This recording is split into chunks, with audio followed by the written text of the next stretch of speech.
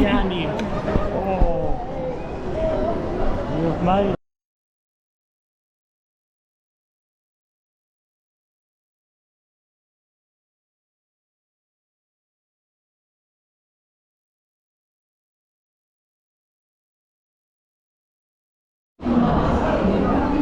So I'm in the airport, Charles de Gaulle, Paris, and Lily is about to land. Well, she should have landed by now, but it'll take her 10, 15 minutes to get her bags and go through immigration, if not longer, because Paris airport sucks. I was reading an article on this the other day and I was like agreeing with them, like, yeah, this airport does really suck bad.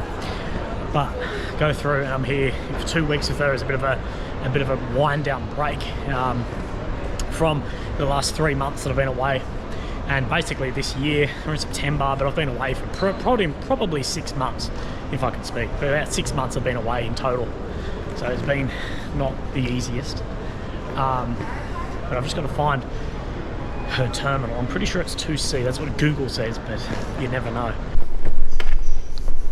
That Land Rover is steering on the other side.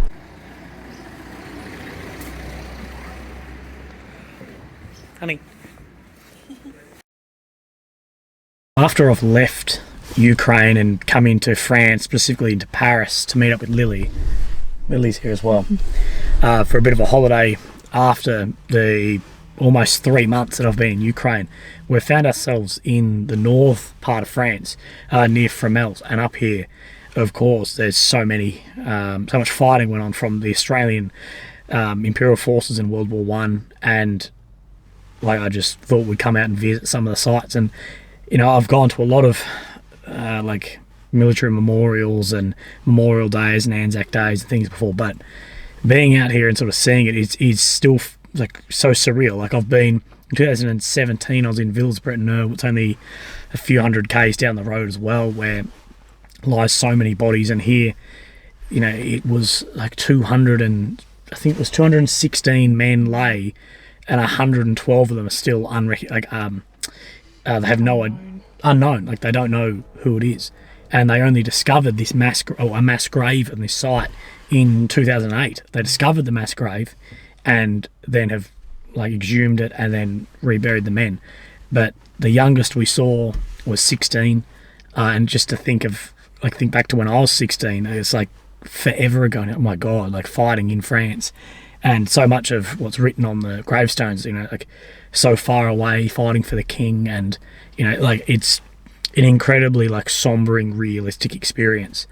And from a war of that size, it's just crazy, and still a long way from home. Like, and the world with travel and everything has got so small now, but still, like, this is a long way from home. It's such a foreign land, and you think 110 years ago, how much further away from home that is. So I'm so glad to be able to come out here and visit these sites. And there's like Victoria Cross Corner site that we've gone to. We've gone to a couple of others and a few grave sites.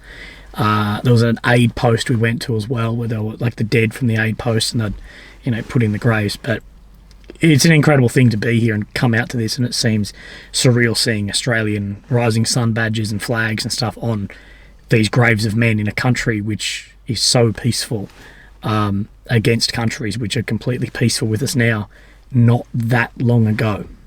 It's crazy, and it's very sad. I don't think there was any dry ice walking around. Something that's so wild, looking at the map and looking like where the military sites are, the cemeteries, is there's so many just in this small pocket area within 5 or 10 kilometres. There's so much that in the afternoon I've sort of got free to do this. There's no way you could go to all of them. There's tens and tens of them from the Allies everywhere. So I'll hit a few and pay my respects, but to go to all of them, it's real too, because all of them are like this, if not more people. Was just the amount of death and destruction and is just ridiculous.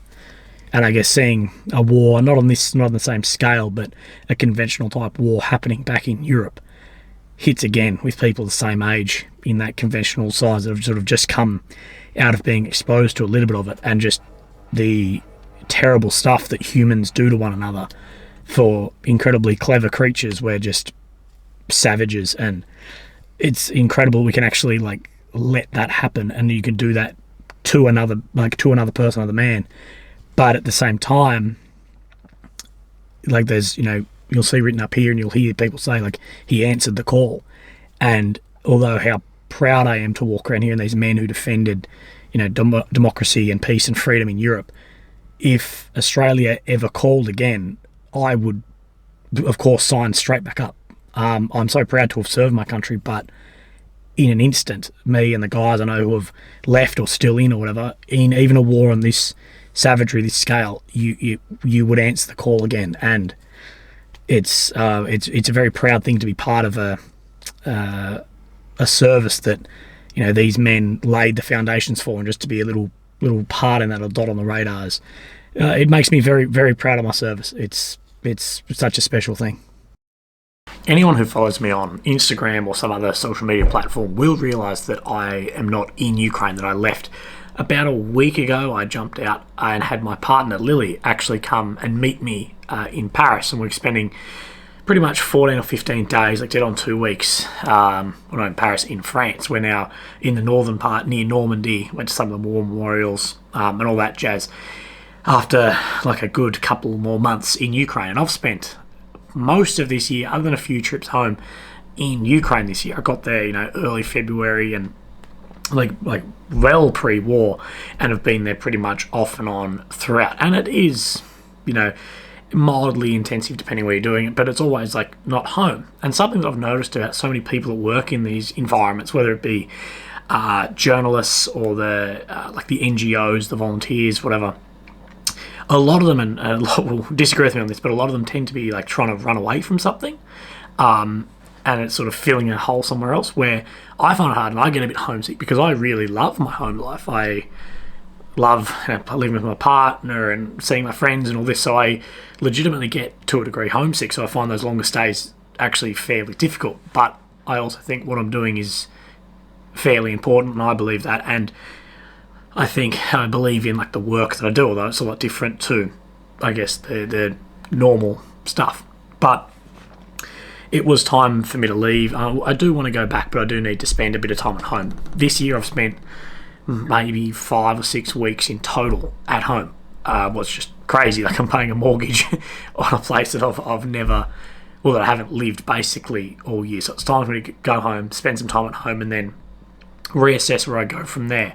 And I do want to branch into other conflicts, other places, other whatever, because I don't want to like pigeonhole and streamline myself of this is the only location which I can work in. I want to do others, because I believe there's so much importance in everything else. I get asked a lot about why did you go to Ukraine. A lot of people accuse me of pretty much like you only care because it's a white European war.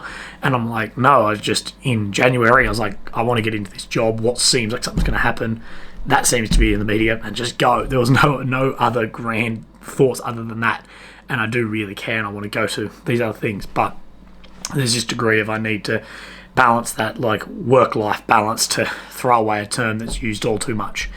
But I do have like a fear of missing out on stuff, and I think I found a bit of a groove of my work right at the end. Like for the first 10 or 11 weeks over there, I was having very, very little success with like the videos I was making and the content I was making. And views and likes and stuff doesn't matter in the big scheme, but that directly influences how I support myself financially, which is a weird mix of how this industry, I guess, works.